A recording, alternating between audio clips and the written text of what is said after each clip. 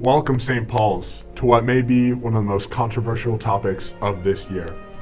Today, I will be ranking every single Spider-Man movie in a tier list fashion. To start this list off, in release date order, we have Spider-Man 1, Sam Raimi's first of the three, and also the middle of the three. This movie is very good, but not superior, so I'm going to throw this one in A tier for now.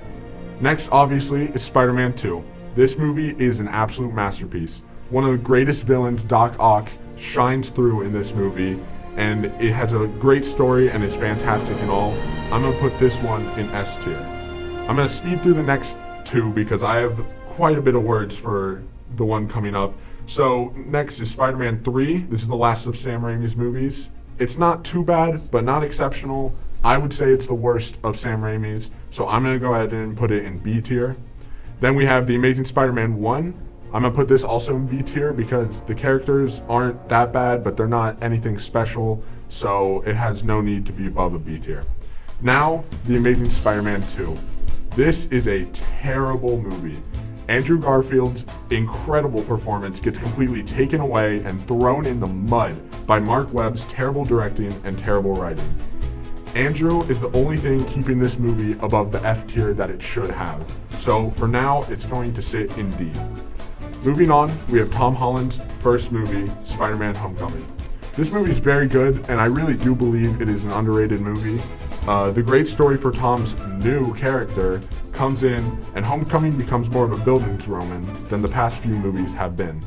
I'm going to put this movie in A tier. Now next up, we have Into the Spider-Verse. This movie is absolutely phenomenal.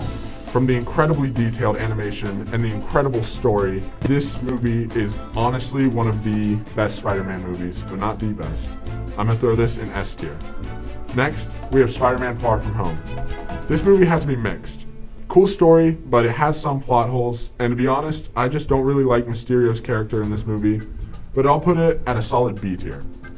Finally, the moment you've all been waiting for, Spider-Man: No Way Home. Fair warning, there will be some spoilers here, but if you haven't seen the movie yet, that's your fault. Spider-Man: No Way Home, I believe, is one of the greatest Spider-Man movies of all time, if not the greatest Marvel movie of all time. Bringing back not only the best Spider-Man villain, but bringing back basically every villain in the Spider-Man cinematic history. We also get to see Willem Dafoe's incredible return as Green Goblin as he shines through and steals the show in this movie. Now let's talk about the characters. Tom also really shined in this movie, showing Spider-Man's true grief he was meant to experience.